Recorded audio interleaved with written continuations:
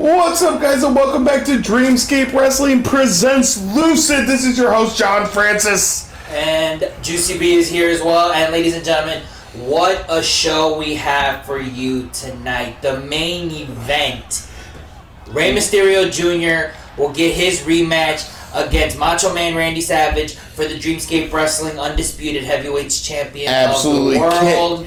Cannot wait for that match. But to start us off, the newly formed, newly reunited Rock and Sock Connection will take on the world-class champions. Now, last week, as you remember, Francis, Mick Foley came up to The Rock backstage, and in a bit of some unique commentary, he convinced The Rock that they should come back now that he's in Dreamscape. And Rock, not being very reluctant, but was willing to shake the hand of his former partner and say, "Hey, let's try this out again. Let's go for one more run." Well, I think The Rock saw that, or remembered the success that they have had over the years against numerous opponents. Most recent of which, Evolution themselves, including Ric Flair. Well, you gotta remember, back then, it was Evolution who actually came up with the win against the Rock and Sock Connection. But if there was one person at the time who Mick Foley could turn to, who knew had his back, it was The Rock. And now The Rock's in a bit of a similar situation where he can't seem to get any momentum here in Dreamscape. He lost to Austin at Limbo. And he's kind of been in a limbo himself, not sure what direction to go in, and not in much of a winning predicament. So who else could he turn to but his former friend, Mankind? And now they've teamed up again. And now they're going to take on the team of Ric Flair and Booker T, the world-class champions. Another team who has yet to find a modicum of success here in Dreamscape. Yes, and you know, this matchup could decide who goes on to face the winner of the tag team title match coming up at the next pay-per-view between the Brothers of Destruction and the APA. Now remember, it was last week on Lucid that the APA got the victory in that very unique tag team battle royal, but it was Bradshaw who came out with the win, thus giving him immunity from being put into a contract match against an opponent of the owner's choosing. Yes, and if that would tell me anything, that would make me think that whoever loses the tag team title match, one of the members may have to be in a contract match, if not both. Well, that depends. If the APA were to be victorious, then yes, that could mean that either one or both members of the Brothers of Destruction would be put into contract matches. Whereas the opposite, if the Brothers of Destruction, Kane and The Undertaker, retain the titles, then only Farouk would be put into a contract match. Which would be interesting to break up one of the most established tag teams with the most success so far in DSW. Absolutely, but then again, it wouldn't be unfamiliar territory for Farouk having to be broken up from that tag team, as we have seen in the past, as history has told us. Absolutely. So we'll have to see how it works out. But interesting with this tag team match, you know, Booker T and Ric Flair are champions in their own right. And it would be... It's interesting to me that they really haven't found a claim yet. Well, if you think about it, over the last few weeks, they've been putting matches together where they've had to go up against each other. It's like I mentioned last week. It's a dog-eat-dog situation, but the dogs are being put together yet forced to be pitted against each other. The world-class champions have been put into situations where even as a tag team, they still have to fight for themselves. If you look back at the Insomniac ladder match, they were in that match, and again, they were, while working together for a very brief amount of time, the focus did change when it came to who was going to take the briefcase. Granted, it was William Regal who came out victorious, but throughout the majority of that match, those two men, Booker T and Ric Flair, were going back and forth with each other, trying to gain the upper hand to make sure that it was them who possibly came out the victor. Now we move a week later at the first Lucid post Limbo. They're put into this battle royal where it's every man for himself, where regardless of the winner would get the upper hand for the team as a whole, but the individual would gain immunity from a contract match. So the landscape in DSW is very every man for himself. While the tag division is slowly being built up, there's a sense of individuality here that is very present. Absolutely, and you can notice that with them entering separately. You notice tonight, both teams doing their own entrances and not coming together as a team. And you mentioned William Regal and his partner, another Kingsman, will be in action later tonight, putting his Intercontinental Championship on the line in a surprise triple threat match. Really? Yes, word has come down that Papa Shango, after being viciously attacked by a chair by Jake the Snake Roberts, has found a way into that championship match and now will take part in that match with Jake the Snake and Jerry the King Lawler. The mysterious owner being very gratuitous to Papa Shango, putting him in this match, considering Papa Shango's win-loss record hasn't been the greatest, but I guess he sees something in Papa after Papa's victory against AJ Styles and Limbo in that contract match, being the only male winner representing DSW to win his contract match. Let's not forget, speaking of contract matches, how could we forget, and I know we're being very repetitive here, and we sound like broken records, Mick Foley defeating Edge to take his spot in DSW to end up teaming with The Rock. What a match that was. And what a turnaround. I mean, all of a sudden you have another brand new tag team in DSW as the match gets going here, and The Rock and Mankind having the early upper hand against the world-class champions. Nice Oklahoma slam there by The Rock. It's interesting how the landscape is evolving and flowing and changing. I don't think when the contract matches were announced that anyone thought that Papa Shango would still be here. Absolutely not. You got to remember, Papa Shango lost to The Rock in his first match, and then lost to Stone Cold in his second match. So for him to be put in that situation really ignited a fire under Papa Shango to prove a claim to stay here in DSW, but only to come out the loser against Jake the Snake Roberts in a number one contenders match for the Intercontinental Championship. It really makes you...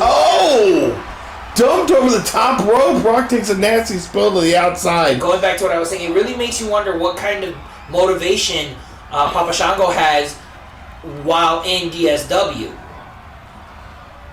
Absolutely. And, I really think, and we'll go into this more during the championship match, but I really think Papa Shango is the wild card of DSW. Absolutely. You can't count him out. Speaking of count out... And here's a cover. 1, 2... Kind resilient as ever.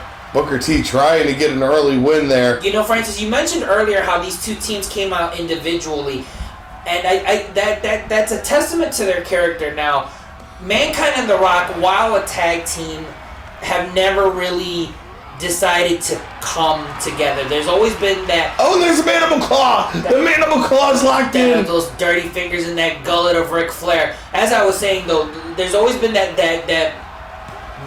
level of respect of individuality between those two individuals, and I'm repeating myself because I can't think of other words, but Mick Foley has always had a level of respect for The Rock to allow him to do his own thing, and The Rock kind of a big ego himself to not want to come out in a tag team setting. But you gotta think, when The Rock comes out, as soon as that music hits, the electricity just fires up, and you can't help but be excited. Now, with the world-class champions, I feel like there's still this ego between these two gentlemen that they are not afraid, but not willing to let go to show that they have unified completely.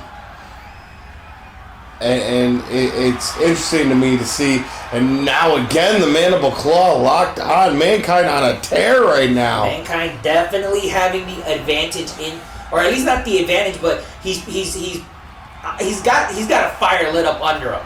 He after knocking Edge out of DSW, teaming up with The Rock, and being part of the final 3 in that battle royal, he's here to make a claim.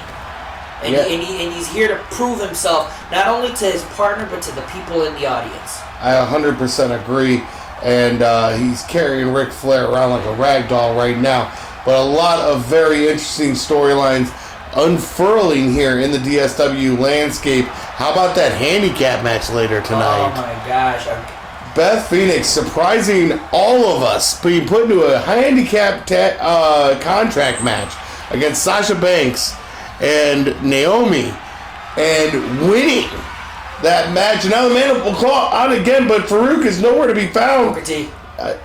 Booker T, I apologize, but that is it. Ric Flair is out. He is unconscious. And the Rock and Sock Connection are victorious in their first unified tag team match here in Dreamscape. And you gotta be wondering how good these two men are feeling. The Rock finally having a W under his belt, Mankind with another dub in his pocket.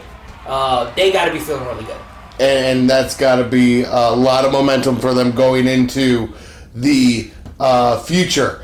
Now, the triple threat match for the Dreamscape Intercontinental Championship will have Papa Shango, Jake the Snake, and Jerry the King Lawler facing off for this title. Let's talk about these storylines real quick. We talked briefly about how Papa Shango is kind of the wild card in DSW. He always seems to pop up and get victories when he least expects. Absolutely, but you can't negate the fact that Jake Roberts, after making an appearance in the Battle Royal Blitz in the first Lucid, to come back and gain a victory over Papa Shango, to be victory, to be put in this Intercontinental Championship match, only to find out it's not going to be one-on-one. Now he has to put Papa Shango away again, or at least now he has to keep Papa Shango in the corner of his eye. Well, and you have to also consider that is partly because of his actions. Does Papa Shango get put in this match without the steel chair attack after the match?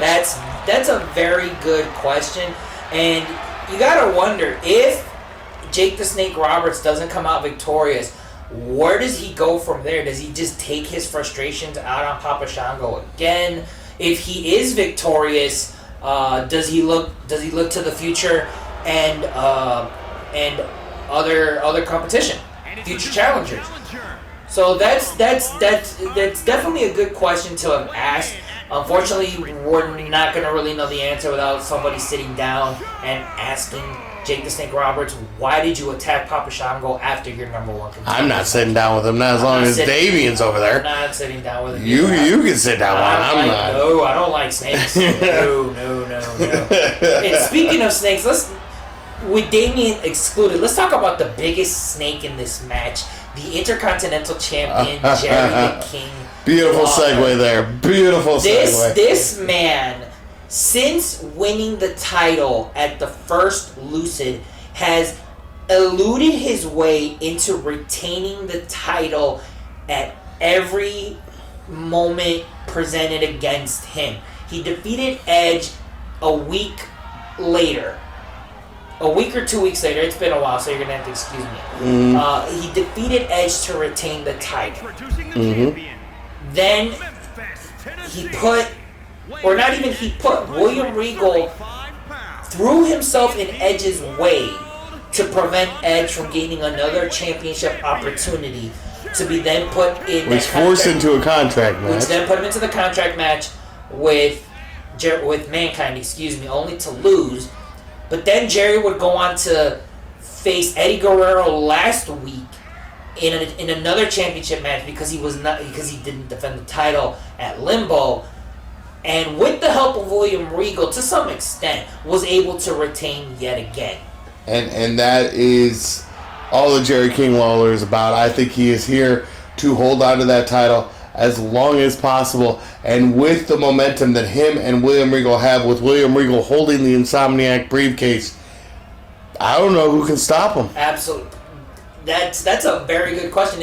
It's only a matter of time before the right challenger presents himself in Jerry's way. But right now, Jerry the King Lawler has been dominant. The Kingsmen are on a roll. And you gotta wonder if Jerry the King Lawler is able to retain his title after this match, unless another challenger presents him or himself, due to the fourth wall breaking mechanics of the game, because women can't compete for a male title yet. Maybe it would put the Kingsmen in a good position to possibly challenge for the tag team titles, or maybe add more members to their group. It's very possible. And you saw Papa Shango go straight after Jake the Snake, but he does end up paying for it as Jerry Lawler helps him with a double team and then immediately turns on him. And now Papa Shango kind of fighting for his life here, but able to throw Jake the Snake off. And you notice Jerry the King Lawler trying to settle the crowd down and get the focus turned to him. Now Jerry definitely does not want to get in the way of these two men. He's going to do anything and everything that he can to sneak in and take advantage of the situation and get the match going on to his rhythm. Well, that's a very viable strategy. There's no reason to get involved when two men hate each other. No, let them beat the hell out of each other. Absolutely not. As you can see, he's getting out of the way, and he's gonna pick his spots. Pick his spots, exactly. Thank you. So this is definitely a no-win situation for the King, but then again, he could pull the victory out of his tights. Yeah, and you know, it's I see what you did there, William Regal pulling out of his tights. I see what you did there. But yeah, the triple threat match has always been stacked against the champion, so I guess we will truly find out as you see that William Regal is not at ringside tonight. We will see if what Jerry really has. Is he really our Intercontinental Champion? Does he deserve it? Or do one of these other two men? Well, all three competitors are definitely going to have to be be on top of their game and pick their. Jerry looking for an early pile driver. That could be it right there. Could be it. Early pin here, one. The Snake slowly getting to his two, feet. And Jake just able to break it up. Like I was saying earlier, though, Francis, all three of these men are going to have to be on top of their game, pick their spots, and take advantage whenever the other two are down. Now, Jerry doesn't necessarily have to be involved in the majority of this match, but if he wants to prove himself to be a fighting champion, he's gonna spend a decent amount of time tussling with these two men. The focus of this match here definitely is Papa Shango and Jake the Snake Roberts. That's where eyes technically could and or should be after the events of last week's Lucid. These two men are definitely laser focused on each other, and Jerry the King Lawler is just kind of there. Oh, and here we go. Big DDT! Jake the Snake, the master of the DDT, plants Papa Shango in the middle of the ring. The champion does not have to be pinned and to lose the title. And Jerry seems upset, but I think he thought that wasn't enough, so he was actually gesturing. I think Papa Shango kicked out. He did, at but the last millisecond. I think at that last millisecond, Jerry got a little worried as well. He definitely hesitated, but he does not want to lose the title. I feel like he hesitated because of what you said. He does not want to get involved in these two men, and I don't think he thought enough damage was done to Papa Shango to win right there. You gotta wonder how seriously is the King taking this match. Now another DDT from Jake the Snake, the master. I think Papa Shango's been busted open here. That could be a nasty cut. And now Jerry just... Watch here as Jake rolls him over for the pin. This time Jerry not hesitating as soon as he goes for it. not wanting to get involved until there's a pin, and then Jerry seizing his opportunity. Well, that's kind of the parameters of this type of match. You don't want to get involved unless it's absolutely necessary. If you're the champion, especially the type of champion that Jerry the King Lawler has shown to be, you want minimum involvement, first of which. And then as soon as you're out, when your title's at stake, that's when you want to jump in. As far as the other two go, they just want to beat the shit out of each other. Pardon the language. Absolutely. They are going to try to fight each other, and it looked like the King was going for another pile driver, but to no avail. But now Papa Shango lining him up maybe for that shoulder breaker, and but the Snake just interrupting the momentum there. Part of that hatred seeping through. Everyone knows that Jake has not exactly had a control of his temper. No, absolutely not. That's the thing with Jake Roberts. You never want to get in the middle of the Snake and his objectives, or beware the Snake bite. Macho Man Randy Savage knows all about that snake bite. There are many men who know not to get in the way of Jake the Snake Roberts. Macho Man, like you said, one of them. The Ultimate Warrior is another one. There's a list. Unfortunately, the list is a little too long for me to name at this moment, but those two, to name a couple. And now the Snake going for a standing suplex, but Jerry Lawler countering into a beautiful German of his own. And now the Snake is down. Looks like the King was going after Papa Shango, knocked him down there for a little bit, and now the Snake back up on his feet. But the Snake taking a page out of Jerry's book. Maybe he is getting some temperance here. And now Jay caught him. DDT. Big DDT. Big DDT. Papa Shango's out. This could be it right here. New champion, new Intercontinental champion. Robert's taking a little too long to get cover there. 2.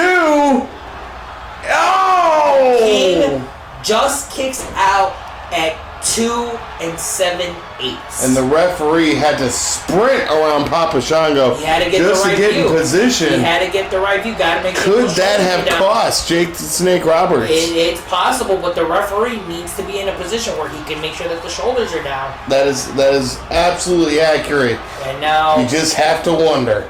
And now big two-handed choke slam by Papa Shango, and these two men just going back and forth. Huge shoulder tackle there by Jake Roberts. You gotta wonder if either of these two men line him up again. DDT.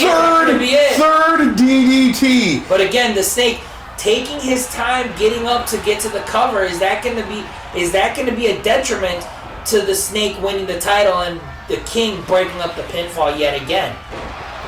Now, like I was trying to get to, Francis, what would it mean to either one of these two men to become the new Intercontinental Champion? I think it would mean everything. In DSW, you are immune to contract matches if you have a championship. It guarantees you a job, a way to feed your family. But also, on top of that, there is a prestige to a company that has the best stars from all over the eras. Absolutely. And coming another in. Big DDT there by Jake Roberts. Jake Roberts is on fire. He has full control of this match. And now going for the cover yet again. And Jerry again. He's picking his spot. There waiting. Not even a 1 count on that one. I'm wondering if he's just waiting for Jake to be vulnerable. Possibly. With how dominant Jake has been.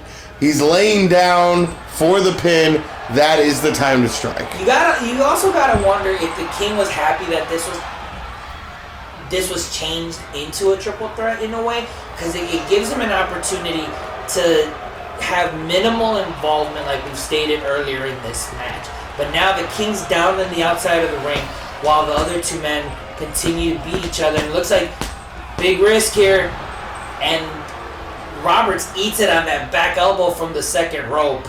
And now Papa Shango, big scoop slam. I'll pick him up again. And the King just... Oh, he's looking for that shoulder breaker. Is that going to be it? But the shoulder breaker that put away AJ Styles, and he hits it. The King's on the ropes, though. And the King, again, going to wait for his spot. He knew he was under the ropes, so the King is just going to wait. three of these men, greats in their own right. Now exchanging gut shots here. Reversal after reversal. Now the King looking to find his moment. And now hits them both. Jabs. There's Papa Shango was stunned during that exchange. those deadly punches. And whoa! Look at the athleticism from Jerry the King Lawler. The King definitely putting in some work here. The King does not cease to surprise me. And Papa Shango's out on his feet. Wow, he's taking a beating. Papa Shango has definitely taken a beating in this match. He's taken 3 or 4 DDTs from Jake Roberts at this point. You gotta wonder, how is he able to still stand on his feet? A big gut buster from Jerry the King. And the King going up to the top. It looks like he might be going for that fist. Or maybe giant cross body misses. Jake the Snake ducked under it but ran into the buckle himself. Papa Shango levels Jerry, and it looks like Jerry's busted open. And it looks like Jake Roberts might be looking for another DDT again as Papa Shango hangs the King out to dry there on the top rope. Beautiful gut wrench suplex by Papa Shango. Jerry swinging wildly with a clothesline, doesn't get it, and now Papa Shango going for that shoulder breaker one more time. But the King look at the athleticism again, countering out of the shoulder breaker. Now Macho Man's on, or not Macho Man, Jake the Snake is on the outside. And the King trying to drag the lifeless body of Papa Shango away from the ropes, and now 1, 2, 3. Jerry the King retains again. Oh my God! It's remarkable. He is on a tear. He's unstoppable right now. I was talking about, Francis, the ability that Jerry the King Lawler has to come into a match and retain his title. Unbelievable. Unbelievable. I don't know who's going to be able to take that title away from him. We'll have to see next week. However, now we jump into a 1-on-2 handicap match as Beth Phoenix, for the second week in a row, will be thrust into a handicap match. This one, though, has a little more interesting stipulations. The mysterious owner definitely has. I'm at a loss of phrase here, but he has a target on Beth Phoenix's back right now. This is the second week in a row he has put her in a difficult position. Last week, she was put in a handicap contract match against the Boston Globe Connection.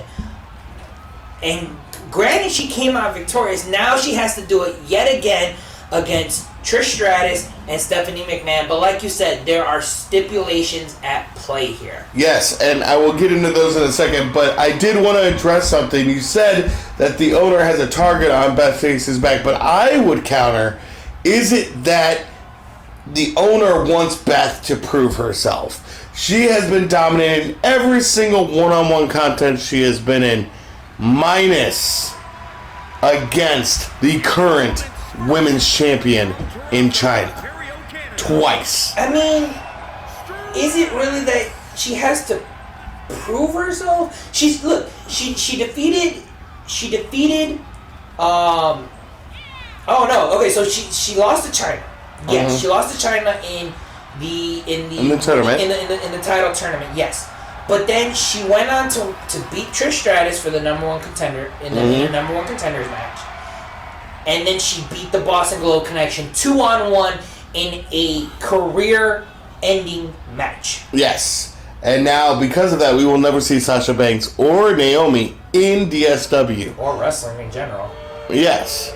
So... well, maybe not in wrestling in general, but... So with that being said, the stipulations that have been added to this match for this week, if Stephanie McMahon and Trish Stratus beat Beth Phoenix, then there will be a triple threat match at the pay-per-view between Stephanie McMahon, Trish Stratus, and Chyna for the Women's Championship. Okay. And Beth Phoenix will have to have yet another contract handicap match at the pay-per-view. However, if Beth Phoenix wins, she will get a third shot at Chyna's Women's Championship at the pay-per-view.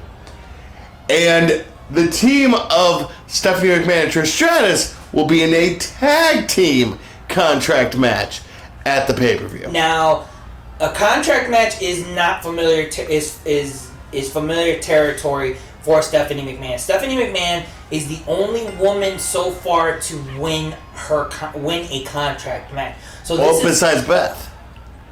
Well, singles. Oh, okay. Singles. You're right, but you're absolutely right. She was the first woman to win a contract match in the division, facing Mickie James. Mickie James. This is not unfamiliar territory for her. However, this would be new territory for Trish Stratus, whom we haven't seen for a while since the number one contenders match with Beth. So this would definitely be a new arena for Trish, a new position to be put in. Yes, and now Beth Phoenix just asserting dominance at the beginning of this match. And this is what I'm talking about. When the lights aren't on, when it's not the biggest stipulations in the world, when not everything's at stake, Beth Phoenix is an absolute monster and destroys everything in her path. However, when the lights shine brightest, she seems to come up short. That is absolutely true. When the title is on the line, when the hardware is at stake, Beth just can't seem to get over that hurdle. And maybe Chyna just has her number. Because you can't argue that the lights shone very brightly in a handicap career match. How much brighter can you get? Now, you have to wonder, if Beth proves to be victorious, this will be her third attempt at the Women's Championship. And you got to believe that the mysterious owner and Chyna both are on the same page that this has to be Beth's final opportunity at the women's title. At least for a while. Yes, and we'll have to see how that plays out with the limited women's division that DSW has right now. I mean, if Beth can't challenge anymore, what's the point of her being on the roster, honestly? That's a very good question. But like you said, that's something we're going to have to find out going forward. But right now in this match, we got three former women's champions in their own right. Granted, Stephanie McMahon's women's title run wasn't the best. It was a bit of a mockery. However, she is a champion in the record books. Nevertheless, you have three women's champions in this match, all with something to prove, with a title match at stake. We are getting high in the count here. Beth Phoenix at 9. Able to just squeeze her way back in. That would be, could you imagine the momentum killer it would be to lose by countout in this situation? I could only imagine how much that would devastate Beth Phoenix to then be put in another handicap contract match. But Beth has proven that she thrives under pressure. So this is a match. This is a must-win situation for Beth Phoenix. Technically, it's a must-win situation for all three of these women. But for Beth, she has the title in her sights. Yeah, because if we have learned anything, these contract matches are no joke. The competition coming out of the woodwork is nothing to shake up. We've had three former women's champions appear in the last contract matches. Mickie James, former WWE Women's Champion, Divas Champion, Impact Knockouts Champion, Sasha Banks and Naomi, former Tag Team Champions, former individual Women's Champions. Caught her in a sunset flip. Can't quite hook her for the pin, though. Again, former Women's Champions all appearing so far. We can only imagine the level of competition that will make their appearances here in Dreamscape. Whoa! Another big elbow. Taking chase from her brother, Stephanie McMahon has been definitely showing her daredevil side here in DSW. I gotta address this because, like I'm at a loss for words. Stephanie McMahon has shocked the hell out of me ever since her first appearance in DSW. I mean, granted, her first match against Trish Stratus in the women's title hunt she definitely proved that she deserved to be here. But as time progressed, Stephanie McMahon has continued to surprise the hell out of us, just coming up with different techniques or different moves in her arsenal, constantly elevating her level of competition here. Do you remember at Limbo, from the top rope to the outside, she dropped an elbow onto Mickie James? Like, what isn't Stephanie willing to do here? Well, I think Stephanie is tired of the billion-dollar princess, mockery of a title run, persona and reputation.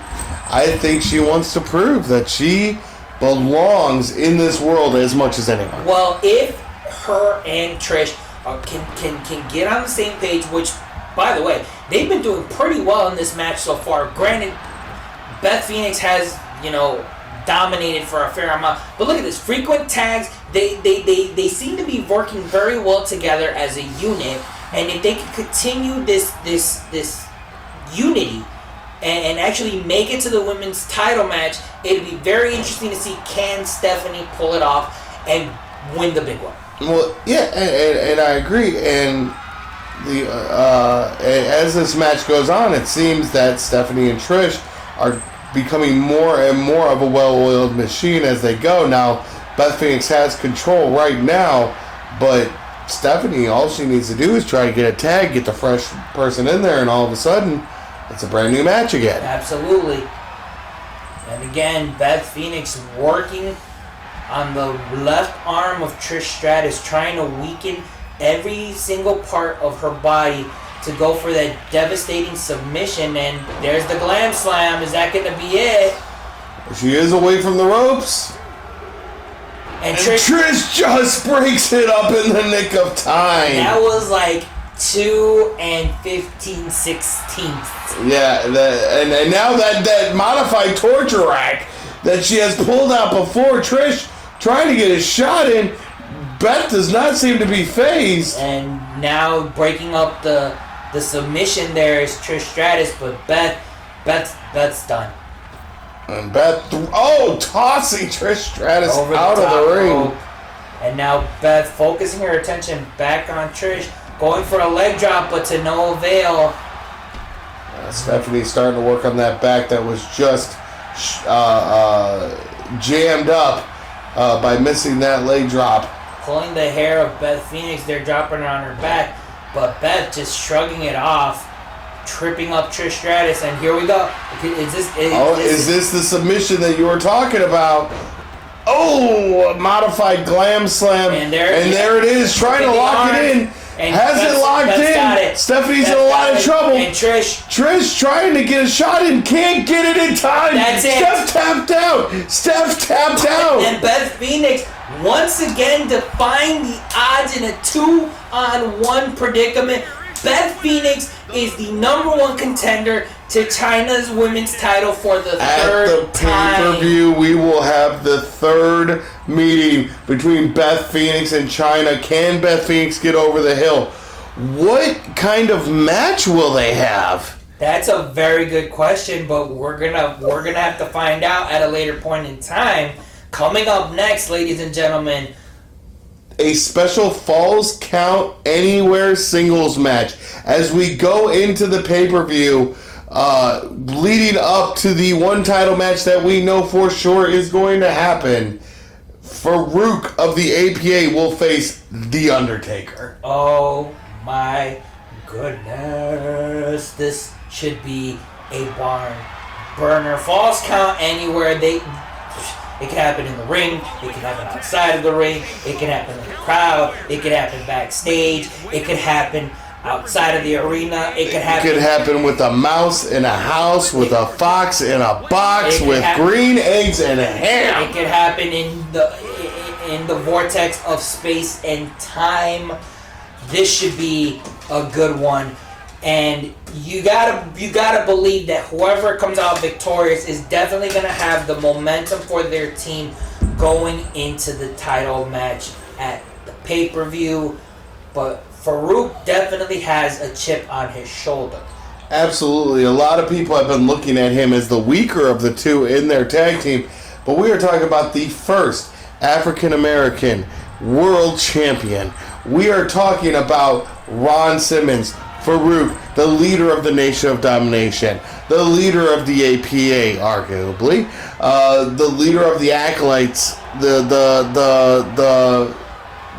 man is a monster. Absolutely, but when you talk about monsters, The Undertaker and his brother Kane have been decimating these two men at every turn on the road to this title match, on the road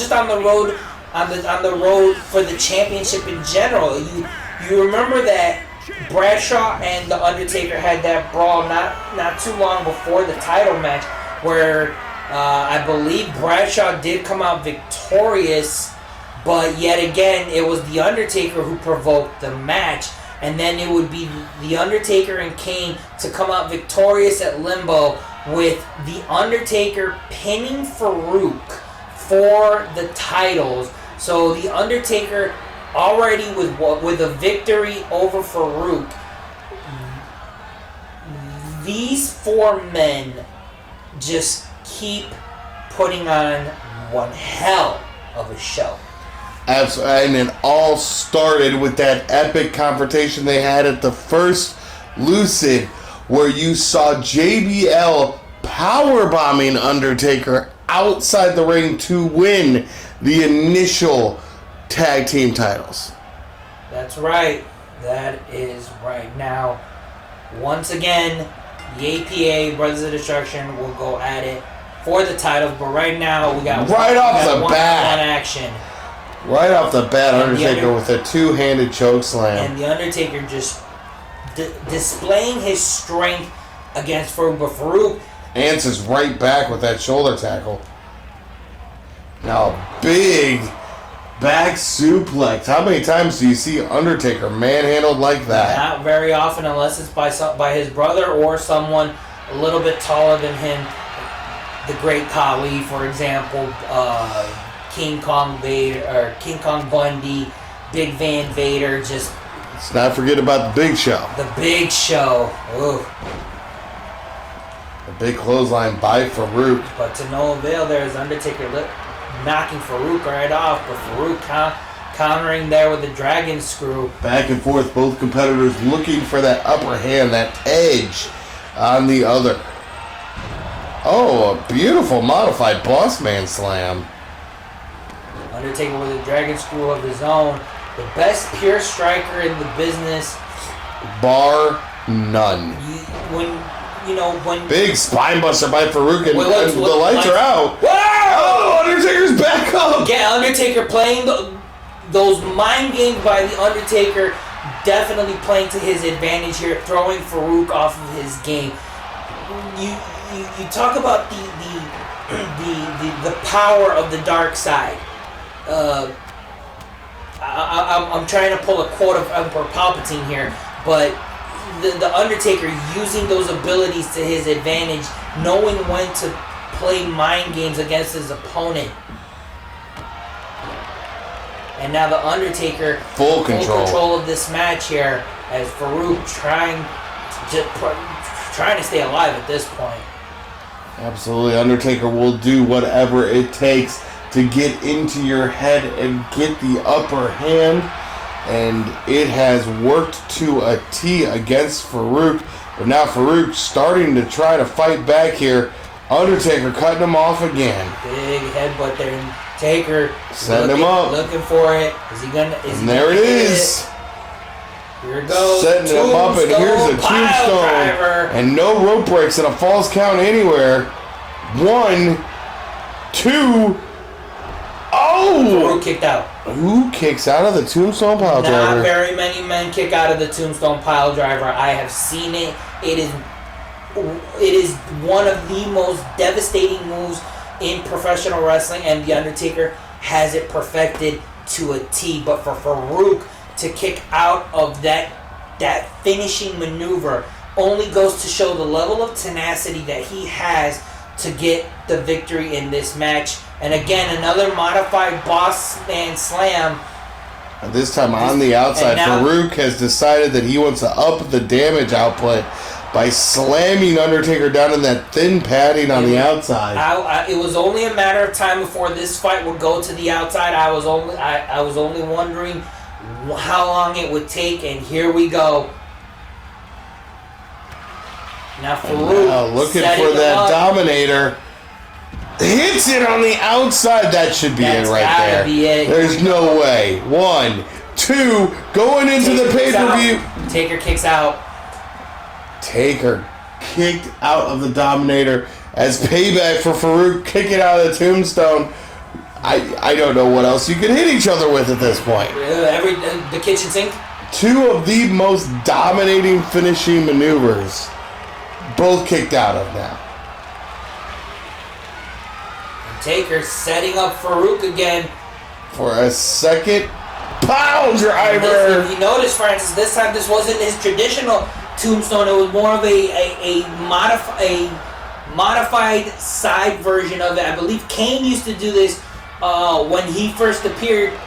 It wasn't a complete hook between the legs, so he probably wasn't able to get the full force of his weight onto Farouk there. And as Farouk was able to kick out, you have to wonder if that extra half a second could have finally put Farouk away. It's possible. Now Undertaker caught up between the barricade there. Farouk taking advantage. Another boss man slam. That move is out of nowhere, and it is proven effective for Farouk today. So far, but Farouk has yet to hit the final maneuver, the final move here to get the victory against the Dead Man. But now look at this manhandling the Undertaker on the outside. It's like you mentioned earlier, Francis. How often do you see a man of the Undertaker's size and stature get manhandled by someone shorter than him? You simply don't.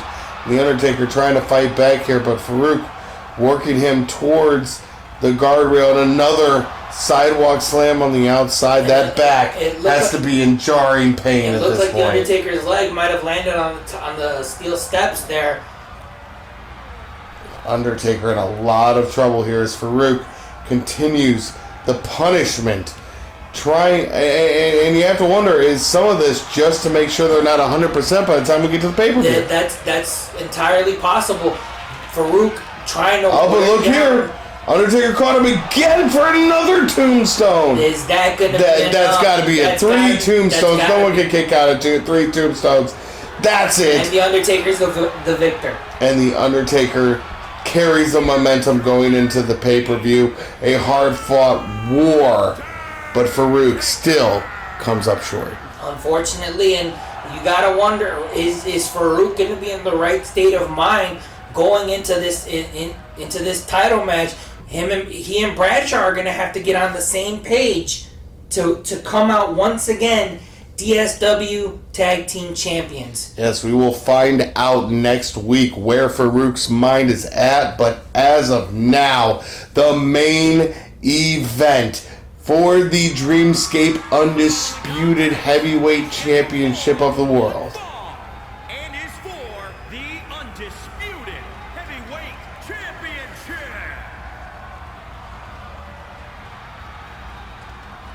And here comes the challenger, the first Dreamscape Wrestling Undisputed Heavyweight Champion of the world, Rey Mysterio Jr. And it was just last week that Rey Mysterio dropped the challenge to the champion, questioning, insulting Macho Man, asking him if he had the balls, the testicular fortitude, if you will, to accept his challenge, and it looks like he has.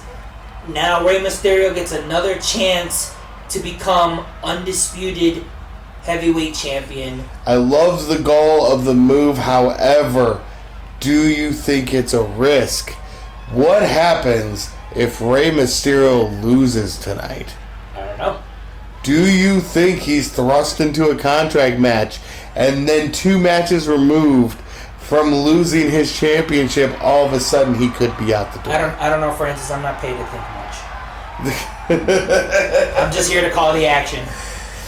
And here he is, the Dreamscape Undisputed Champion, Macho Man Randy Savage. What a dominant display he put on at Limbo. Absolutely. These two men went back and forth, but it was the Macho Man Randy Savage coming up the victor in a display of strength, as athleticism, character, technique.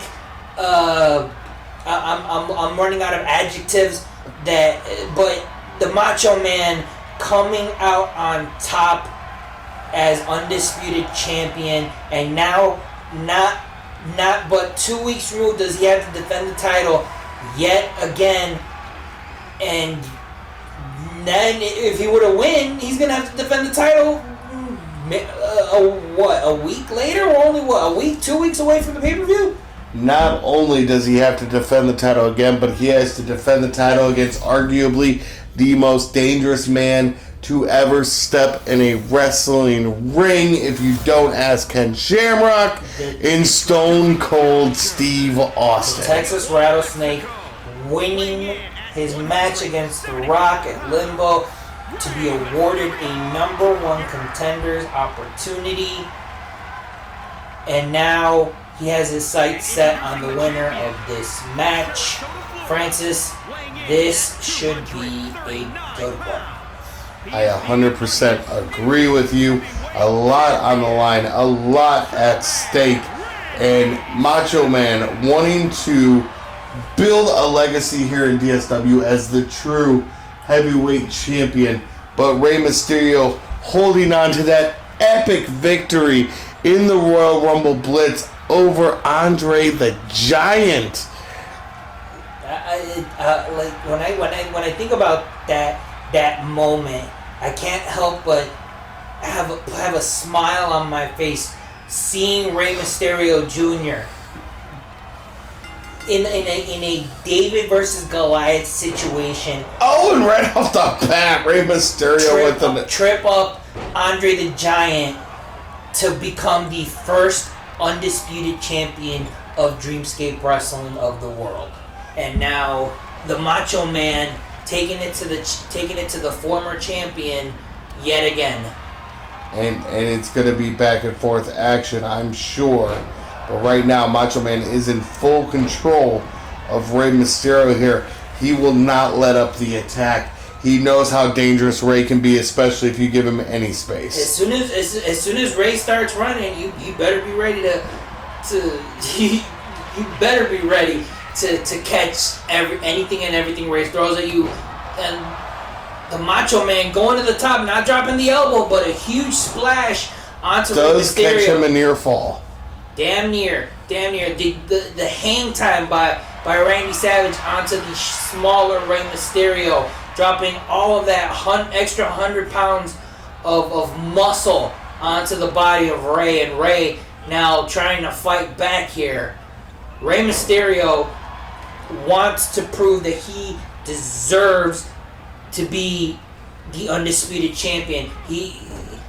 Rey Mysterio won the title in a battle in a Royal Rumble Blitz, which is acceptable. You know, he won it deservedly.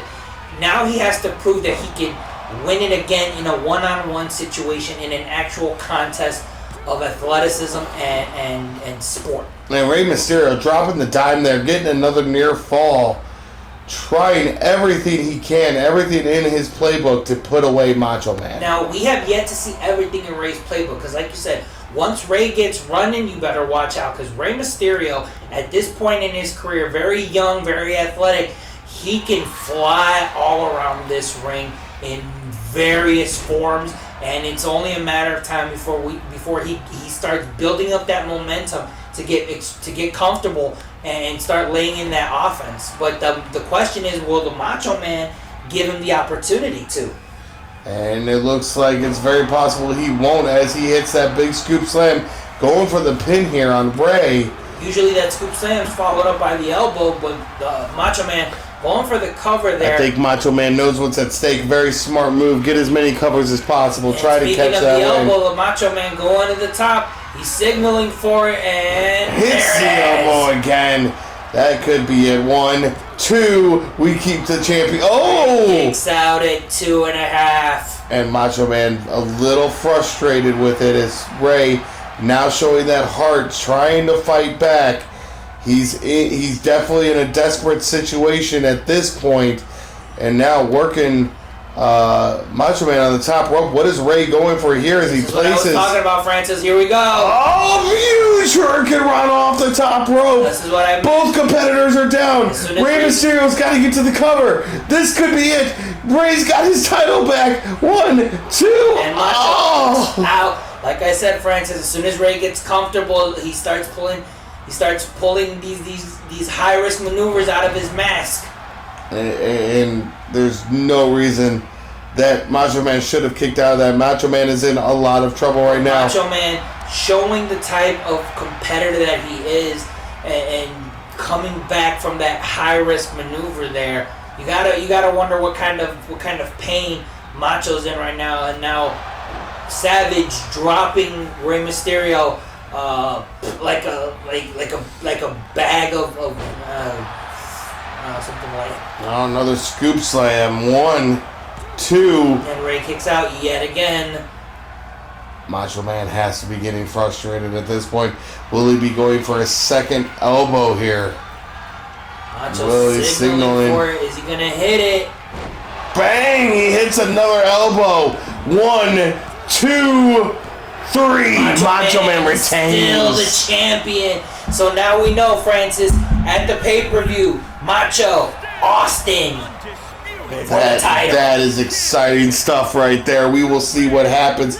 What will be the fallout of this week's Lucid? You will find out on next week's Lucid. Don't go anywhere. Make sure you subscribe. Make sure you share. And we will see you next time.